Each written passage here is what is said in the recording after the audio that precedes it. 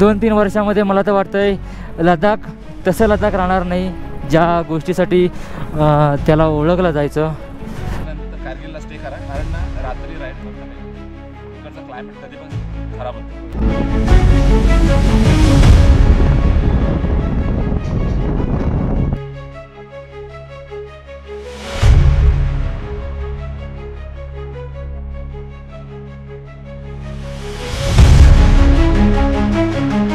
आता मी आहे सोनमार्गमध्ये आणि सोनमार्गपासून लेहच्या दिशेने जाणाऱ्या हायवेलगतच आम्ही काल रात्री कॅम्पिंग केली होती आणि कालची पूर्ण रात्र आम्ही इथेच काढलेली. आणि आज आपल्याला पुढच्या प्रवासाला सुरुवात करायची आहे. पुढचा प्रवास म्हणजेच कारगिल मेमोरियल वॉर, जे इथून अवघ्या 70 किलोमीटर अंतरावरती आहे. चला तर मित्रांनो, पुन्हा एकदा स्वागत आहे तुमचं आजच्या एका नवीन व्हिडिओमध्ये. पुढच्या प्रवासाला आपण इथून सुरुवात करूया.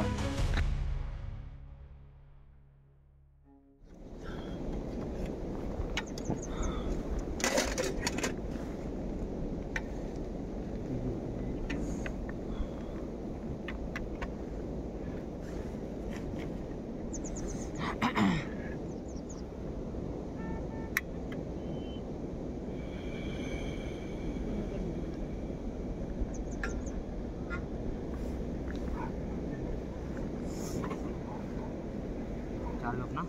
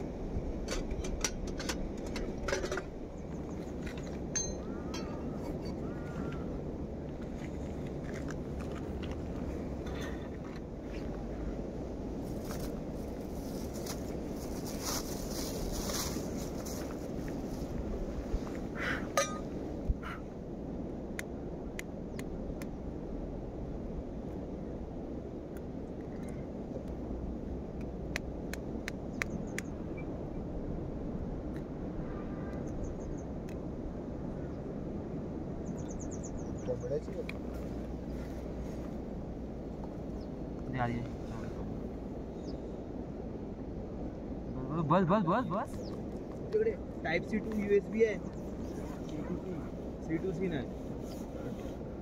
हा लागला पाहिजे.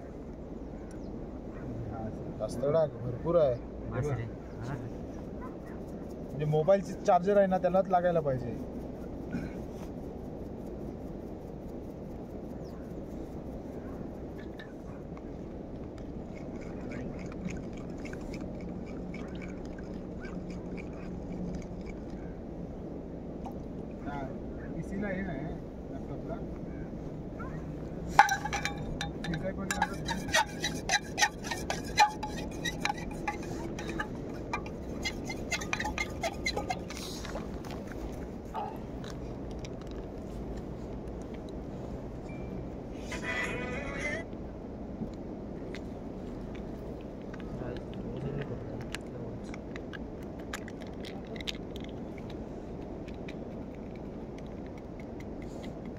तुमचा तो कोण आहे?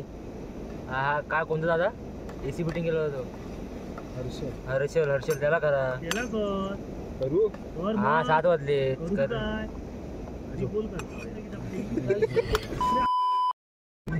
म्हणून मी काय टेन्शन नाही घेत ना. अरे पॉवर बँकची कॉर्ड ही लागणार नाही. मोबाईल मध्ये पण अलाव आहे.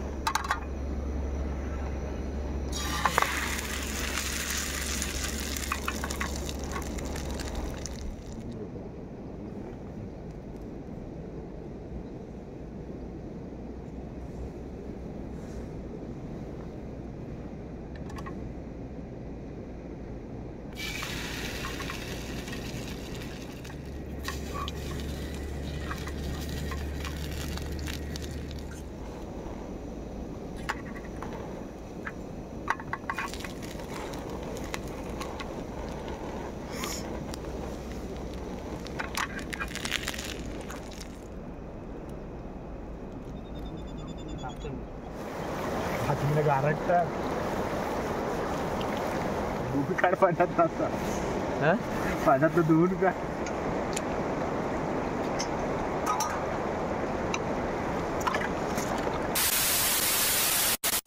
आता आपण आपल्या गाडीचा टायर प्रेशर चेक करूया.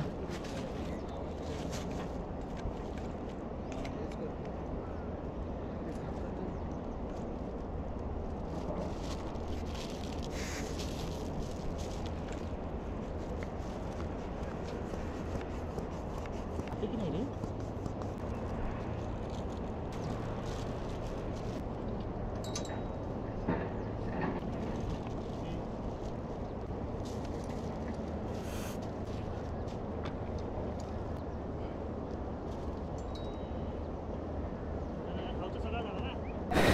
चला तर सुप्रभात मंडळी.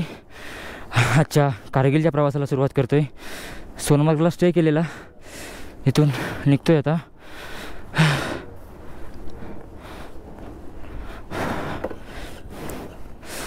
चला गणपती बाप्पाचं नाव घेऊया आणि सुरुवात करूया. गणपती बाप्पा मोरया.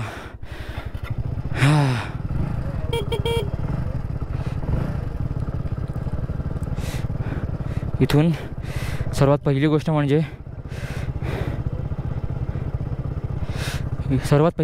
इथून वरती हा जो पॅच आहे तो चढणं खूप टास्क आहे.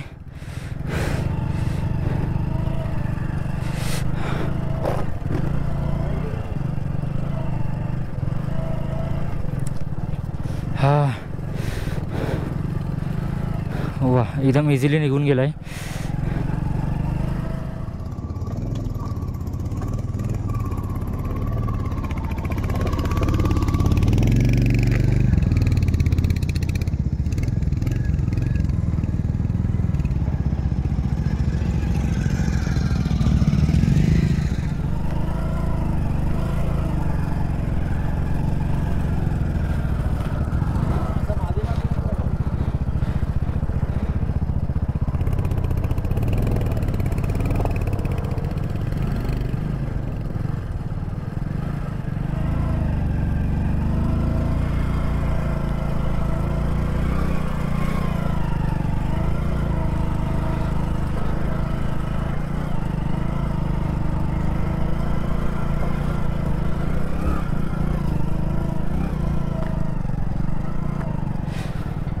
पण आम्ही इझिली निघून गेलो, काय जास्त काही त्रास नाही झाला. बाप्पाचा आशीर्वाद आहे तर त्रास होणार नाही. मित्रांनो, इथे क्लायमेट एवढा लगेच चेंज होतो ना. तुम्हाला सांगतो मी, सकाळी आम्ही जेव्हा उठलो तेव्हा थंड थंड असं वारं सुटलेलं आणि टेम्परेचर ऑलमोस्ट 10-12 सेल्सिअसच्या आसपास होतं. 9च्या नंतर अचानकपणे पावसाचं वातावरण होतं. आता आपण चाललो आहे लेहच्या दिशेने, पण जो मागे सोनमार्गचा जो एरिया आहे तिकडून पावसाचं वातावरण स्टार्ट झालं आणि हळूहळू लेहच्या मार्गाने तो पुढे गेला. आणि जसा पाऊस पुढे गेला तसा मागून ऊन पडत आला आणि आता ऊन पडलं आहे आणि पुढे म्हणजे कारगिल किंवा लेहच्या आसपास पावसाचं वातावरण झालं. हे बघा समोर तुम्हाला दिसत असेल.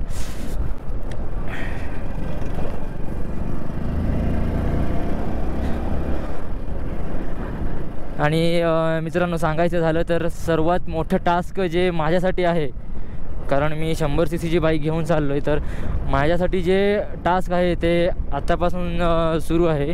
म्हणजे कारगिलपर्यंत मला वाटतं चांगले रोड मिळतील मे बी, पण त्यानंतर ले नंतर पुन्हा खारदुंगला आणि उमलिंगला या ज्या 3-4 लोकेशन्स आहेत तिकडे मला थोडाफार त्रास होईल.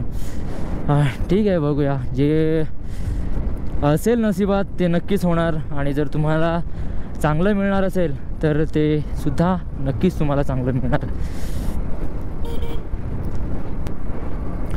आम्ही गेले 2 दिवस कॅम्प करतो आहे. फर्स्ट कॅम्प आम्ही केला गुरेजमध्ये आणि त्यानंतर कालचा जो कॅम्प केला तो सोनमार्गमध्ये केला.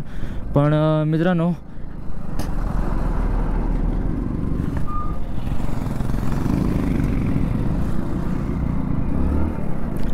कालचा जो आम्ही कॅम्प केला तो सोनमार्गमध्ये केला. पण मित्रांनो, एक गोष्ट अशी की कॅम्पिंग करताना आम्हाला कोणत्याही प्रकारचा त्रास होत नाही आहे. म्हणजे ना कोणी लोकल कोणता त्रास देत आहेत किंवा झोपमोड वगैरे काही होते, अजिबात नाही. आता क्लायमेट एवढा डाऊन आहे, म्हणजे जो आपल्या महाराष्ट्रीयन लोकांच्या बॉडीला सहन नाही होणार एवढं इथे क्लायमेट आहे. 7 डिग्री 8 डिग्री ते 10 डिग्री इथपर्यंत क्लायमेट आहे. पण आम्ही ज्या स्लिपिंग बॅग कॅरी केल्या आहेत त्यामुळे अजिबात म्हणजे अजिबात थंडी वाजत नाही. एकदा का आपण 12-1 वाजता झोपलो की डायरेक्ट सकाळी 6 वाजता उठतो आम्ही. ते सुद्धा एखाद्या कोणाला जाग आली तर तो सर्वांना लाथा घालून उठवणार, त्याशिवाय जाग अजिबात येत नाही. कारण क्लायमेटच एवढं डाऊन आहे ना, तर जेवढी झोप मिळेल ना तेवढी चांगली आहे, काही त्रास नाही असं. आणि इथले जे ऑफिसर्स लोक किंवा आहेत किंवा आपले भारतीय जवान वगैरे आहेत त्यांच्याकडून सुद्धा कोणत्याही प्रकारचा त्रास होत नाही. आता कालसुद्धा आम्ही सोनमार्गमध्ये कॅम्प लावला होता. तिथे 3 ऑफिसर्स आलेले. त्यांनी थोडीफार विचारपूस केली की कुठून आलात आहे, काय करताय, कॅम्प वगैरे म्हणजे लावलात आहे वगैरे, ह्या सगळ्या गोष्टी ते विचारलं त्यांनी. पण ॲट दी मोमेंट त्यांनी खूप चांगल्या प्रकारे ट्रीट केलं की तुम्ही कॅम्प लावा, काही प्रॉब्लेम नाही, पण बाजूला रिवर आहे, सो जर बर्फ जास्त प्रमाणात मेल्ट झालं तर पाण्याची लेवल वाढते, त्यामुळे त्यापासून थोडं सावधान राहा. आणि जर काही तुम्ही कचरा वगैरे कराल तर ते सकाळी तुम्ही कॅरी करून तुमच्यासोबत घेऊन जा, किंवा जे इथं लोकल दुकानं आहेत त्या लोकल दुकानांचे जे डस्टबिन्स असतील त्या डस्टबिनमध्ये तुम्ही टाकून जा. बस ह्या चांगल्या प्रकारे त्यांनी इन्स्ट्रक्शन दिला आणि पुढे निघाले.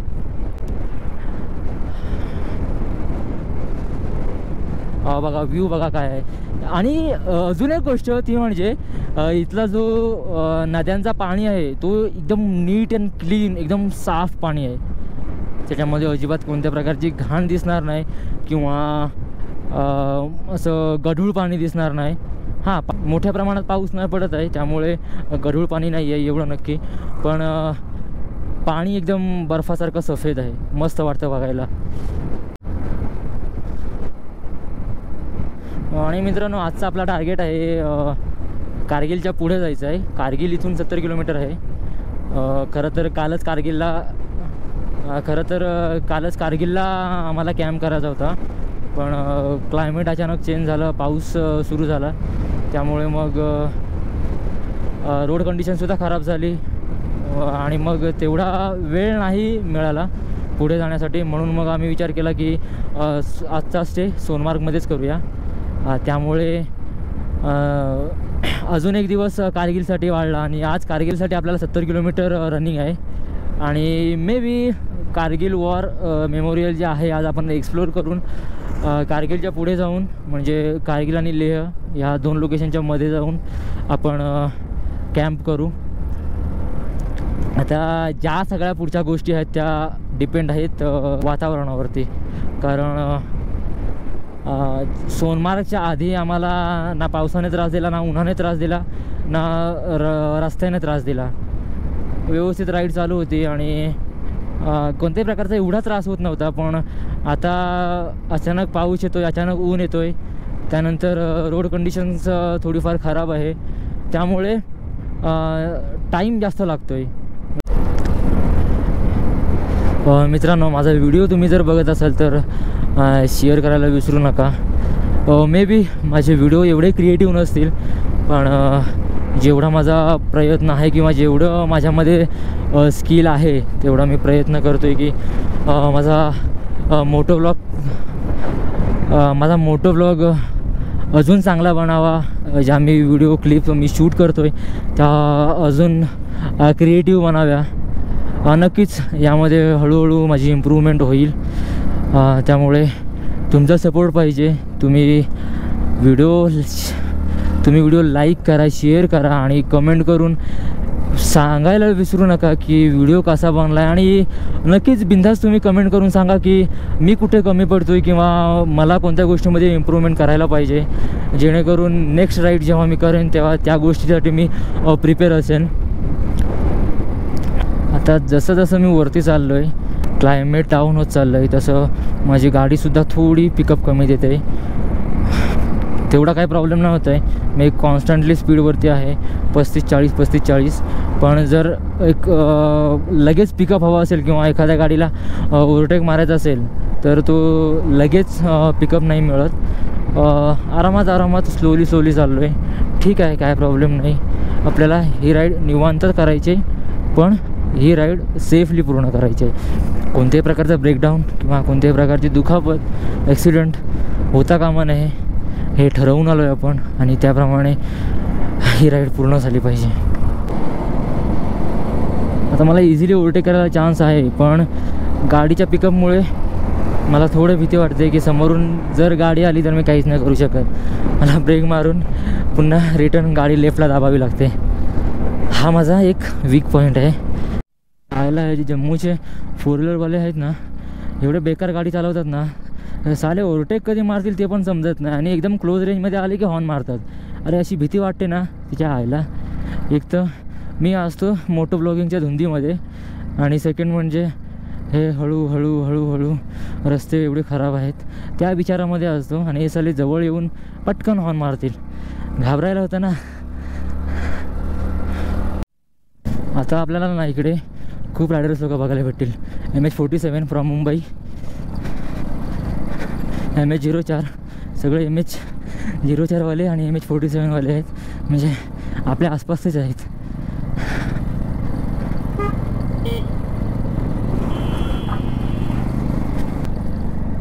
आता माझी गाडी सेकंडला आहे, आणि सेकंडला एकदम हळू जाते. फर्स्ट गिअर टाकून मला गाडीवरती लोड नाही टाकायचं आहे. आरामात जाऊ दे, काय घाई नाही आपल्याला. हे बघा आता बरोबर व्यवस्थित पिकअप दिला. जसा तिला रोड स्लोप मिळाला ना, व्यवस्थित तिने पिकअप दिला. आता खाली फुकट मी अजून एक गिअर कमी केला असता, फर्स्ट गिअरला आणून अजून त्या इंजिनवरती लोड पडला असता, आणि त्याचा काही मतलब नाही. मग जेवढं निवांत जाईल ना तेवढं निवांत जाऊ दे.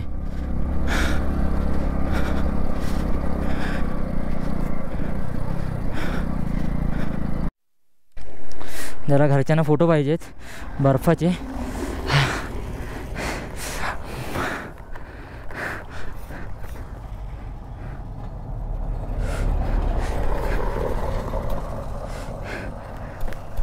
एवढं जाम आहे ना बर्फ, दगडान मारून पण येत नाही. थोडासा पाहिजे, थोडासा हातामध्ये घेतला ना तर हात पूर्ण सुन्न पडतात.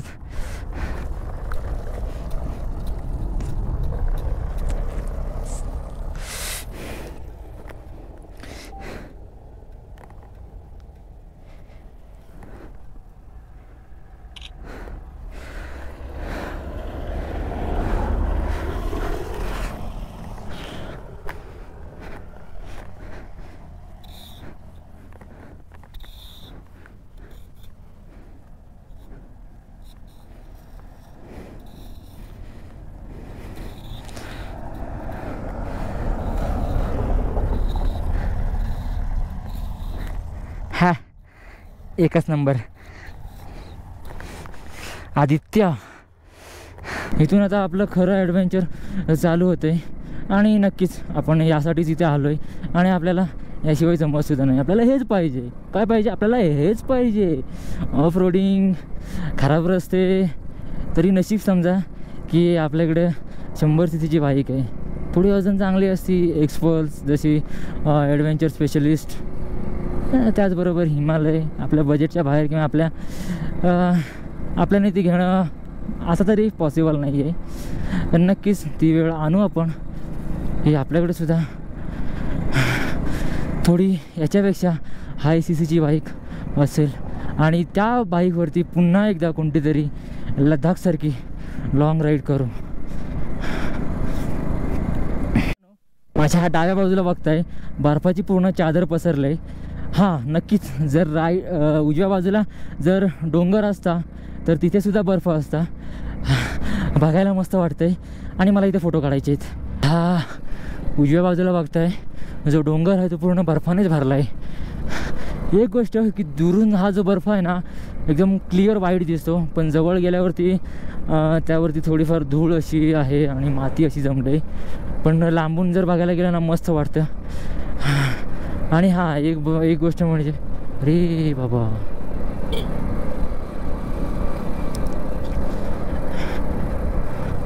आणि मे बी जो तुम्हाला गोप्रोमध्ये तुम्हाला व्ह्यू दिसणार नाही, पण इथे जो हा जो बर्फाचा पॅच आहे ना, तिथे ज्या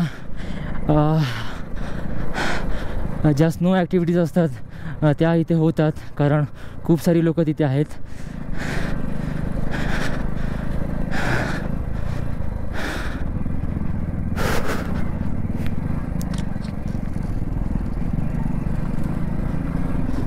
अरे बापरे, दिसत नाही काय.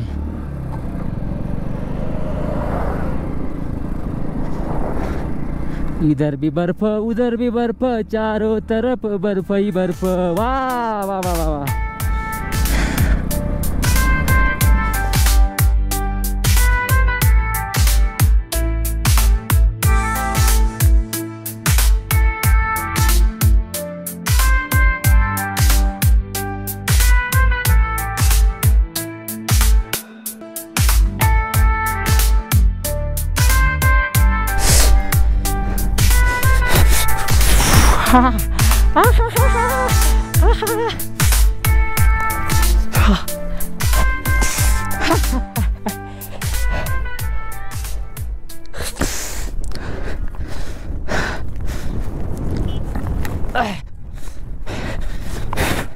मज़ा आ गया भाई.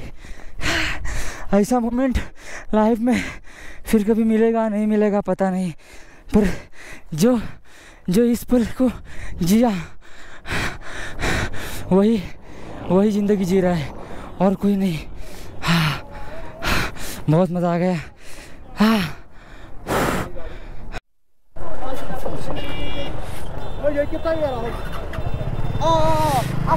चला तर मित्रांनो, खूप मस्त मस्त मोमेंट मिळाले इथे. पहिल्यांदा आयुष्यात बर्फामध्ये खेळलो असेल, तरी पण खूप मजा आली. आणि जे व्हिडिओचे सीन मिळालेत किंवा जे फोटो निघालेत बाप लेवलचे, एक नंबर. मित्रांनो, अजून इथून कारगिल आहे 30 ते 35 किलोमीटर. कारगिल मेमोरियल वॉर आहे, आणि जे प्रॉपर जे कारगिल आहे ते पुढे आहे. म्हणजे जे आता इथे बोर्डवरती दाखवत आहेत ना, ते कारगिल मला वाटतं 100 किंवा 110 किलोमीटर दाखवणार. पण जर इथे लोकल लोकांना विचारलात की कारगिल मेमोरियल वॉर कुठे आहे, तर ते 30-35 किलोमीटर सांगतील. अजून एक आपल्याला चांगली गोष्ट म्हणजे आपण कारगिल मेमोरियल वॉरचं जे टायमिंग आहे त्या टायमिंगमध्ये आपण बरोबर पोचू. त्याचं टायमिंग आहे 12 ते 2 दुपारी बंद असतं. रिटर्न जे 12 वाजता बंद होतं ते 2 वाजता पुन्हा चालू होतं, आणि आपण बरोबर 2च्या नंतर पोहोचू. हे बघा, इथे कारगिल 96 किलोमीटर दाखवत आहे, आणि ॲक्च्युअल कारगिल मेमोरियल वॉर आहे ते 30 ते 35 किलोमीटर आहे. खूप बायकर्स लोक आहेत, खूप. जेव्हापासून मी सोनमार्गमध्ये एंटर झालो आहे, म्हणजे आजच्या डेची राईड चालू केले, खूप सारे बायकर्स मिळाले. आपल्या मुंबईचे असो किंवा आपले प्रॉपर रत्नागिरीतले सुद्धा मिळालेले, ज्यांनी आपल्या गाडीचा MH08 बघून डायरेक्ट जय महाराष्ट्र बोलले. लडाखचे सध्या रोड तरी खराब आहेत, म्हणजे थोडक्यात काम चालू आहे. आणि बहुतेक ठिकाणी कन्स्ट्रक्शनचं काम चालू आहे, रोडचं काम चालू आहे. आणि पुढच्या 2-3 वर्षामध्ये मला तर वाटतं आहे लडाख तसं लडाख राहणार नाही ज्या गोष्टीसाठी त्याला ओळखलं जायचं. खूप सारी डेव्हलपमेंट होईल, आणि जी गेले 10 वर्षापासून किंवा गेले 2 वर्षा आधीपासूनची जी मजा होती लडाखची, एक ऑफ रोडिंगची, ती मजा मला वाटतं पुढच्या 2-3 वर्षामध्ये नाही बघायला मिळणार. मित्रांनो, फायनली कारगिल वॉर मेमोरियलच्या इथे पोहोचलो आहे, आणि हे आहे पार्किंग यार्ड इथलं. आणि भयानक असं वारं सुटलं आहे, म्हणजे गाडी वगैरे पूर्ण हलवून टाकेल असं वारं सुटलं आहे.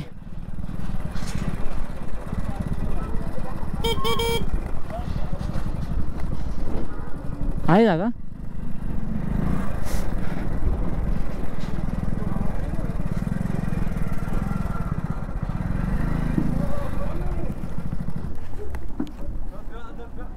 मित्रांनो, आता मी कारगिल वॉर मेमोरियलच्या समोर आणि बेकार मला तुफान सुटलं आहे. हे बघा, इथे गाड्या पार्क केल्या आहेत आणि समोरच कारगिल वॉर मेमोरियल आहे. आतमधले व्ह्यूज, अजून मी आतमध्ये गेलो नाही, आतमधले व्ह्यूज आतमध्ये गेल्यावरती मी नक्कीच दाखवेन. आता ॲक्च्युली चौघेजण आम्ही एकदाच नाही गेलो आहे, दोघेजण आधी गेले आणि या ठिकाणी थांबलो आहे. आम्ही नंतर जाऊ.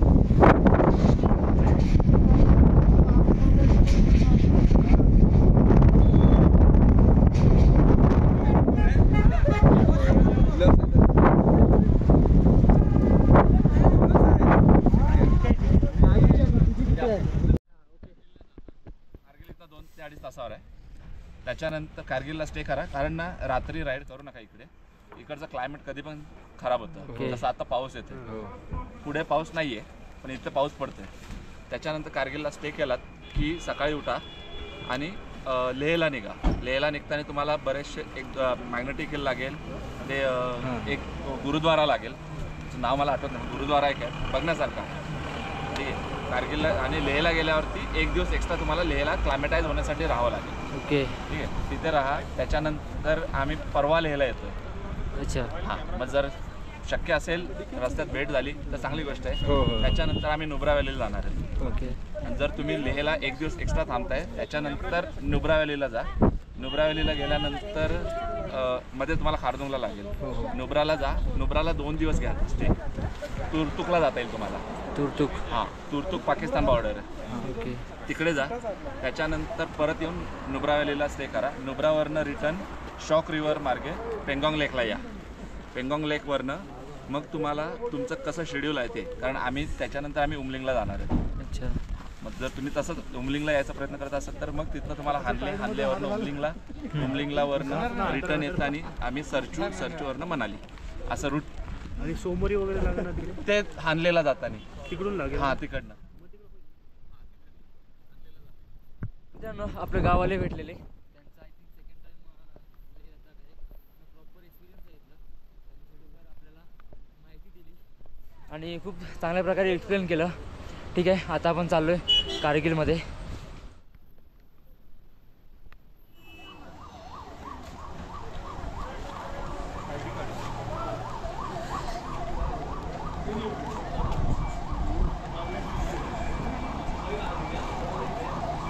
कितने आप ग्रुप में?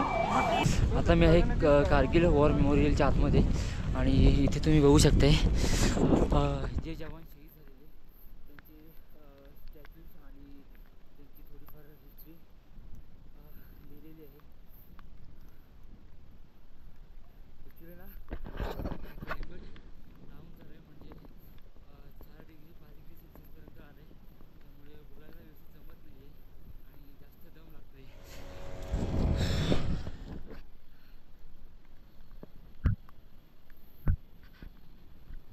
पाकिस्तानी सैन्यांनी भारताच्या हद्दीमध्ये पाऊल ठेवलं आणि 3 मे 1999 मध्ये या युद्धाला सुरुवात झाली, म्हणजेच कारगिल युद्ध. या कारगिल युद्धाचे कॅप्टन विक्रम बत्रा हे प्रमुख अधिकारी होते. हे युद्ध 2 महिने 3 आठवडे आणि 2 दिवस चालू होते. असं म्हणायला गेलात तर जवळपास 3 महिने हे युद्ध चालू होते आणि अखेरीस 26 जुलै 1999 रोजी भारताला या युद्धामध्ये विजय मिळाला.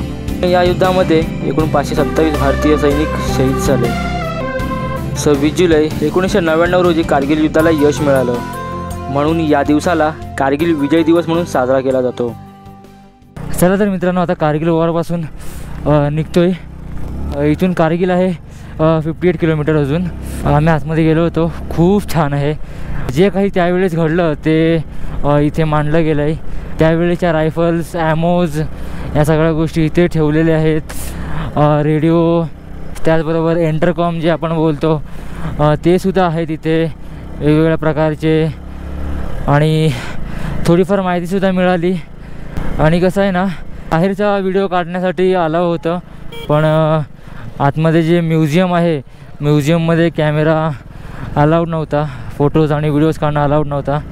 बाकी बाहेरचे व्ह्यूज तुम्हाला मी दाखवलेतच. आता निघतो आहे कारगिलसाठी. कारगिल इथून आहे 58 किलोमीटर्स. आणि मित्रांनो, क्लायमेट एवढं चेंज झालं आहे. टेम्परेचर 3 ते 4 डिग्री आहे. तर मित्रांनो, आज आपण सोनमार्ग ते कारगिल हा प्रवास केला आणि या प्रवासामध्ये ज्या काही गोष्टी घडल्या त्या मी तुम्हाला दाखवण्याचा प्रयत्न केला. याचा पुढचा व्हिडिओ आपला कारगिल ते लेह असेल आणि आता आपण कारगिलच्या पुढे थोडंफार जाऊन कॅम्पिंग करणार आहोत. सो मित्रांनो, आजचा हा व्हिडिओ आपण इथेच थांबवूया. काही कारणास्तव आपला आजचा व्हिडिओ आवडला असेल तर व्हिडिओला लाईक करा आणि शेअर करायला विसरू नका. चॅनलला सबस्क्राईब करून ठेवा जेणेकरून पुढचा येणारा व्हिडिओ तुमच्यापर्यंत सहजरित्या पोहोचेल. तोपर्यंत tata, bye bye and good night.